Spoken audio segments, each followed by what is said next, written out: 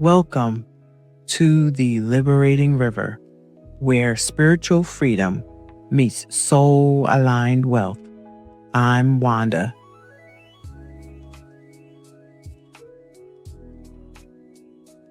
As I have been saying, money in relationships is never just about numbers. It is also about power dynamics, whether spoken or unspoken. Who earns more? Who manages the finances? Who makes the key decisions? These can all influence how power is distributed within a relationship. These dynamics do not always present themselves in obvious ways. Sometimes they are subtle. Sometimes they are felt more than they are spoken. And often they operate beneath the surface until tension brings them to light. The key issue here is not income disparity. It is not. It is the lack of clarity and communication around roles and expectation. When these dynamics remain unspoken, they create silent hierarchies. And silent hierarchies often lead to imbalance, not just financially, but emotionally. Healthy relationships do not eliminate differences in income or roles. They address them openly. They create agreements that feel fair, not just financially, but emotionally. Fairness is not about equality of numbers. It's not. It's about equality of voice and respect. It is easy to assume that financial imbalance is the primary issue in relationship. It's very easy to assume that. But more often than not, the real issue is emotional imbalance. I'm going to keep saying that. It's emotional imbalance. You can have two partners earning similar incomes, but still experience conflict if one feels unheard or unsupported. You can also have a significant income gap and still maintain harmony if both partners feel valued and respected. This is because emotional experience matters more than financial structure. One of the clearest indicators of imbalance is this: who gets to feel calm? Who gets to feel calm? If one partner consistently feels anxious, stressed, or overwhelmed, while the other remains detached or unaffected, there is a disconnect. That disconnection may not be intentional, but it needs to be addressed. Financial maturity in relationships is not about perfectly splitting expenses or matching contributions.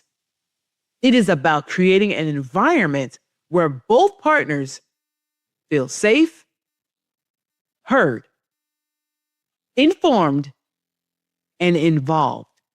And what that winds up becoming is transparency. Transparency is required for communication. And most importantly, it requires shared regulation. Because when both partners can stay grounded, even difficult financial conversations become manageable. Most financial advice for couples focuses on practical tools. You already know it: budgets, spreadsheets, savings plan. While those are useful, I am not knocking it, but they are not significant on their own. Without psychological awareness, even the best systems can fail. That is why the most important questions couples can ask are not about numbers. They are about experiences, mindset. How's that? Think about it. If somebody asks you, what did money feel like growing up? Do you know what this question actually does? It opens the door to understanding each partner's financial conditioning. It reveals the emotional environment that shaped their beliefs and behaviors. That's critical. What if somebody asked you, what does financial security mean to you emotionally? What you must understand is this: security is subjective. So to pose that question, you are going to learn that person's mindset around security. Think about it. For one person, it might mean having a certain amount saved. For another person, it might mean freedom from restrictions. Understanding these definitions help align expectations. What if somebody came to you and said, what is your biggest fear about money? Has anybody ever asked you that?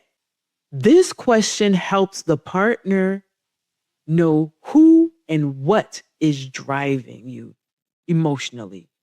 Because whatever you name is driving your behavior. Naming it, just like in everything else in life, it reduces its powers and creates space for discussion. And this question: how do you respond when you feel financially unsafe? Has anybody asked you that question? Most people won't ask this question because this question brings awareness to patterns, whether it's avoidance, control, or seeking reassurance.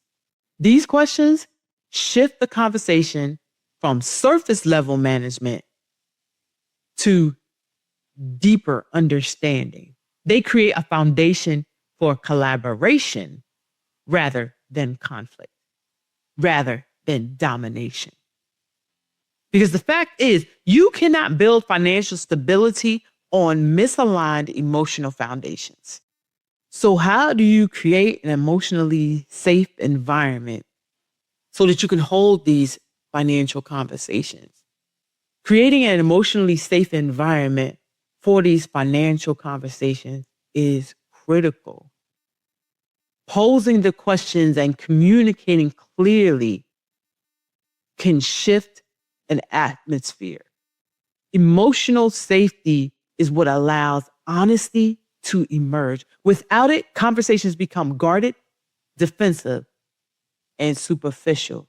Creating safety requires intention.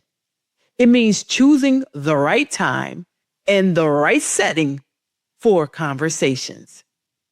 It means approaching discussions with curiosity rather than accusation. It means listening to understand, not to respond. It means regulating yourself before engaging. If you enter a conversation already activated, you're frustrated, already anxious, or defensive, you are more likely to escalate the conversation rather than resolve the situation. You know what I've learned? I've learned to do this. Set aside a dedicated time for financial discussions. Schedule it.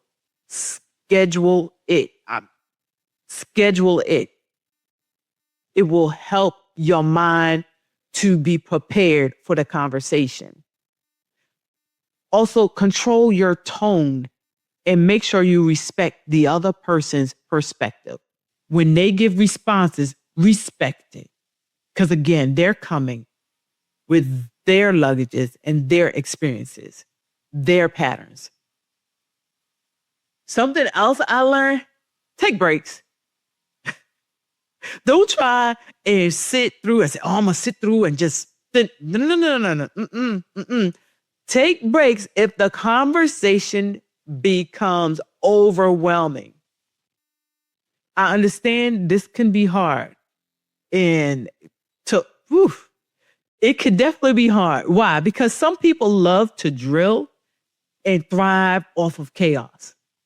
I hate to say it that way, but that's what it is. Because sometimes you want to stop the conversation and maybe the person you're talking to want to keep going and going and going. And you're saying, listen, I need a moment because right now I'm on the defense and I'm feeling that you're being a little too aggressive.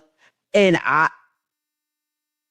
it's not about controlling the other person, it's about controlling you. So even when I've stopped conversations, it's about me because I know I'm about to react or I'm about to say something that truly might damage our relationship. So give me a minute. Let's revisit it. Let's take 5 minutes. Let's take 10 minutes. Let me recenter myself. Let me do something. But sometimes those loving individuals don't want to stop and it becomes overwhelming. All I can say is you can attempt, do your best as peacefully as possible to take breaks if it's getting too strong for you. Because it's actually beneficial for both of you. Because who actually hears each other if they're hollering and screaming at each other? Nobody. Absolutely acknowledge each other's feelings. Acknowledge each other's feelings. That is so key and important in the relationship. It works hand in hand with taking a break. If somebody's already getting frustrated. Now, I know some people, they don't like any kind of banter. There's healthy banter and there's unhealthy banter. I can honestly say I hate banters. I really do. However, a conversation is between two individuals who have their own opinions. And when you grow to learn that and grow to respect and acknowledge the other person's feeling, you learn how to maneuver in a conversation. And it doesn't always have to be a banter kind of situation. It becomes more of a you give, I give. You give, I give. That's why I say take your breaks, schedule a time, and acknowledge and respect, maybe I should say that, the other person's feeling before you address anything. These practices, they might seem simple, right? But I've noticed some things in life. The simple things honestly happen to be the most powerful. They create a container where you and your partner can engage without fear of judgment or conflict. And when safety is present, honesty follows. In my opinion, long-term relationship success requires a shift from reactive behavior to intentional decision making. This is where the concept of stewardship becomes important. Stewardship, again, is not about control. It is about responsibility and care. It is about managing resources. That's both financial and emotional. It's about supporting both individuals and the relationship as a whole. Do you know what stewardship looks like? I'll tell you. Evaluating decisions rather than reacting impulsively. Planning for the future rather than focusing only on the present. Communicating openly before issues escalate. Regulating emotions before making financial choices. This approach transforms money from a source of conflict into a tool for growth. Because remember, money is only a tool. It also creates consistency. You know what stewardship also creates consistency. Instead of making decisions based on temporary emotions, couples develop a shared framework that guides their action. That framework becomes a stabilizing force, especially during times of stress or uncertainty. Stay tuned. To be continued. Coming next week.